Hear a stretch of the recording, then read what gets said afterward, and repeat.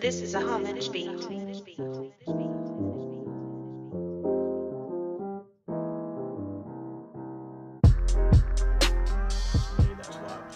it says, "Behold, even the moon is not bright, and the stars are not pure in his eyes. How much less man?"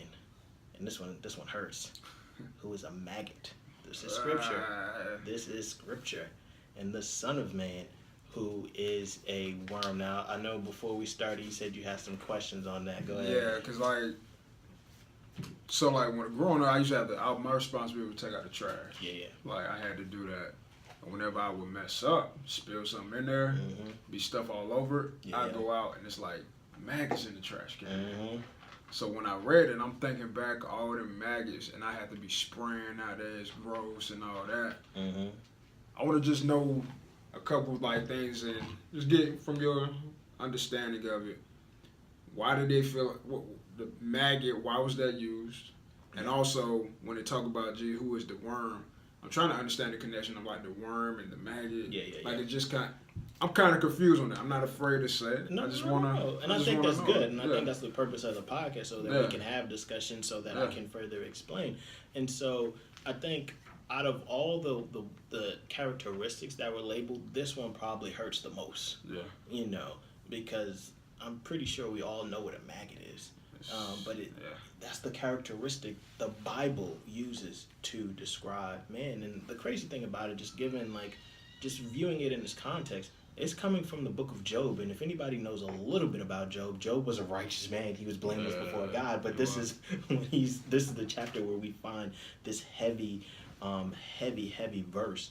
And so again, just for those who may not know, I say a maggot is a worm-like insect that eats rotting flesh. The use of this is used as a metaphor to describe humans. Maggots are filthy and disgusting creatures, but so are men. But this verse ends by saying the Son of Man. So if you read the verse, and it almost sounds like they're saying the same thing. How much less is man, who is a maggot? And then it says the Son of Man, who is a worm. It's what's the need of reiterating that? What's the point of saying that? And it's if you pick up on this phrase, what? Son of Man. I say, however, this statement does not appear to make sense because it appears to be saying the same thing. However, when cross-referenced, when other verses, this statement is unbelievably powerful. I say the Son of Man is a title, ascribed to Jesus, and it is used in all four gospel accounts. In addition, the psalmist says something remarkably similar. In the beginning of Psalms 22, says what? My God, why have you forsaken me?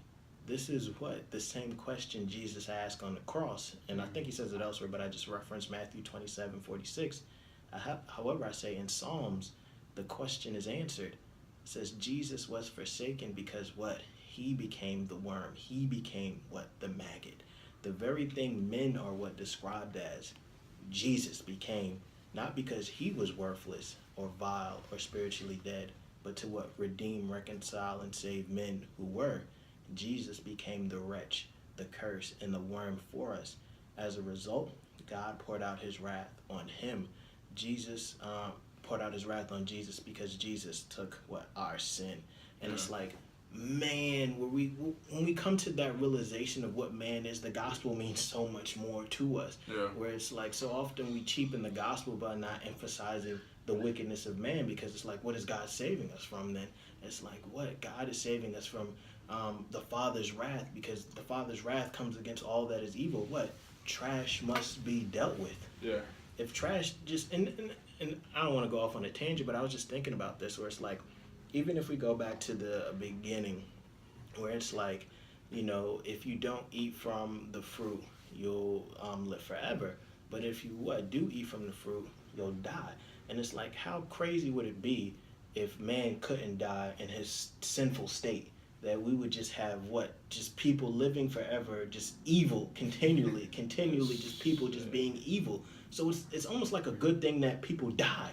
Yeah. Because then it just keeps going. But eventually trash has to be dealt with. And God deals with the trash. And I didn't mention this too much, but it's the trash will be dealt with. Yeah. Number one, the trash was dealt with at the cross, but that's not the end. And this is something that I wanted to make mention, and then I'll go back to the point that I was just about to make. I say, though we're cleansed because Christ came and died for us, I say both men and creation are still suffering the residual effects of sin. Earlier it was mentioned that the use of landfills does not prevent pollution. Even if one started respecting nature, the earth would continue to be polluted just at a slower rate. But the reality is everyone will not respect nature and things will continue to worsen. From a biblical worldview, Scripture says, according to his promise, we are waiting for what?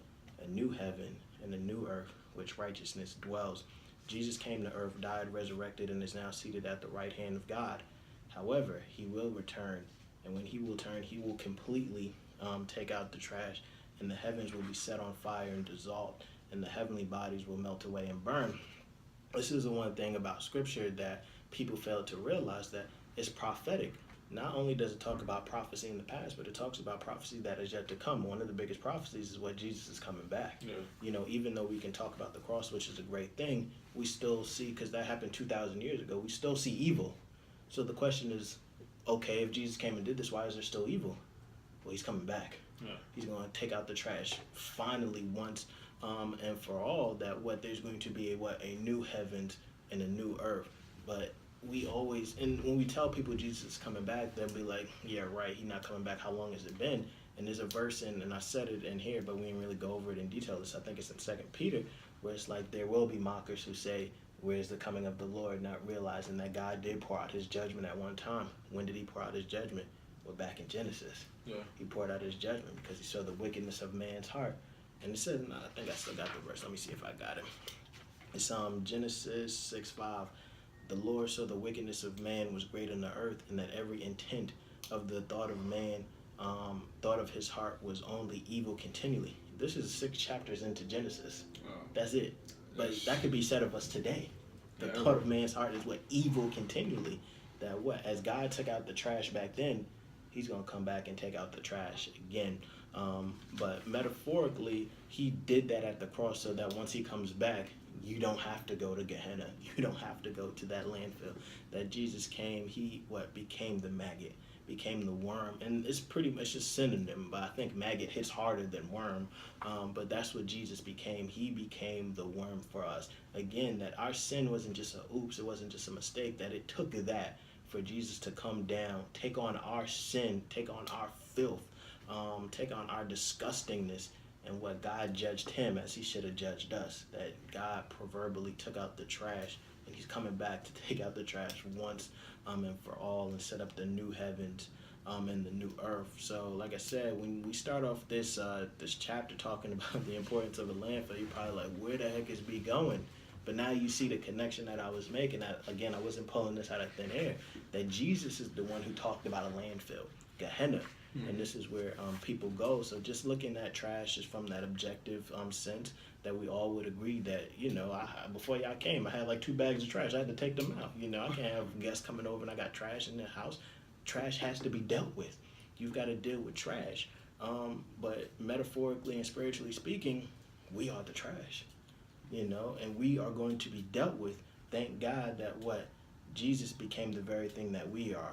He became the maggot. He became the worm and took on our sin so that we would not have to suffer God's wrath and get thrown into Gehenna. So hopefully those listening to this, not skip over the chapter because they're like, what the heck is he talking about? But again, dealing with some very, very hard truths of talking about the reality of man, and that's something that gripped me when I heard the gospel. Just coming face to facts that I'm not good, I'm evil, I'm wicked, and dealing with that reality. But praise be to God that He has delivered me from God the Father's wrath, and like I said, just having the opportunity to tell other people about it, that there's a way to escape, the Sandman coming to get you.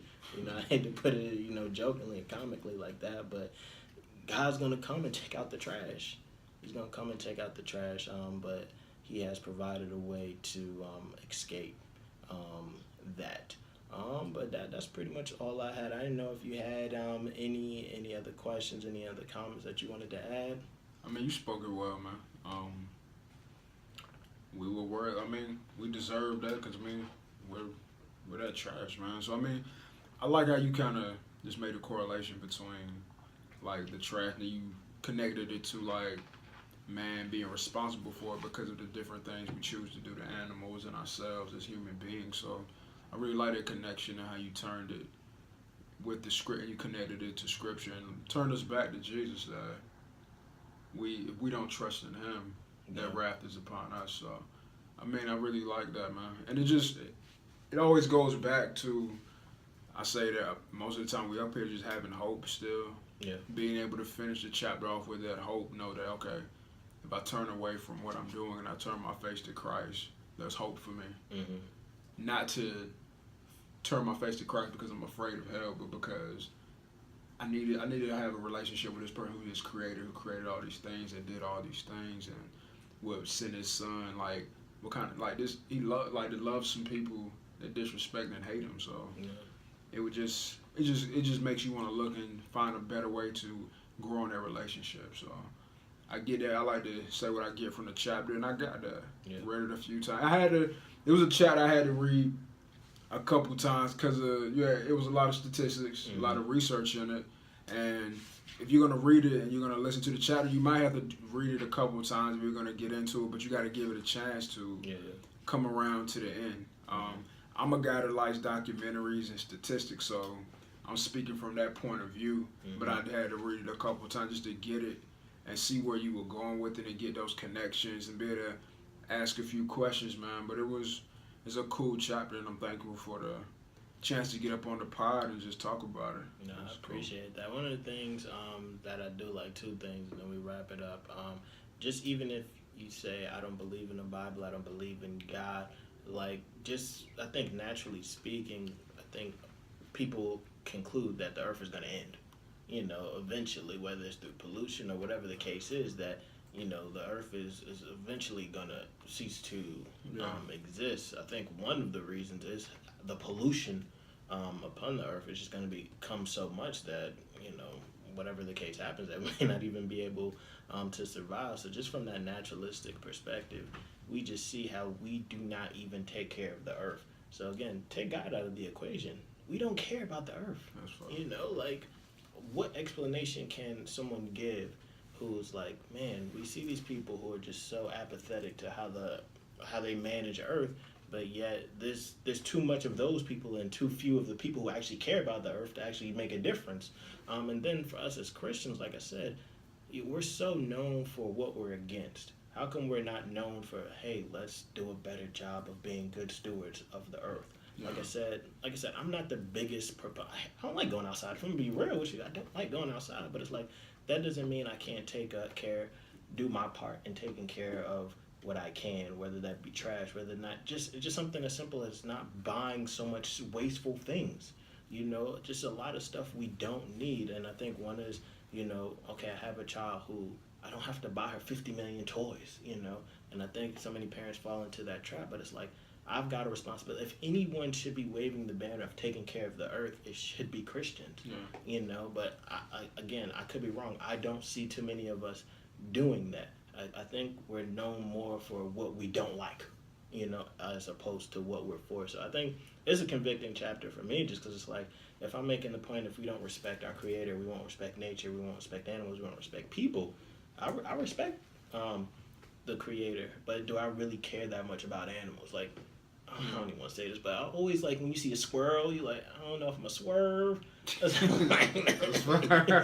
I see an insect, you know, I'm going to kill you. Like, and like I said, I say it just comically, but just caring for the earth, because that was literally one of the reasons why God put us on earth. And it says it's what he created to maintain and keep the land. We don't maintain or keep the land. And, you know, so it's a big rebuke for me. But I think just even getting back to the gospel, when we see what Christ has done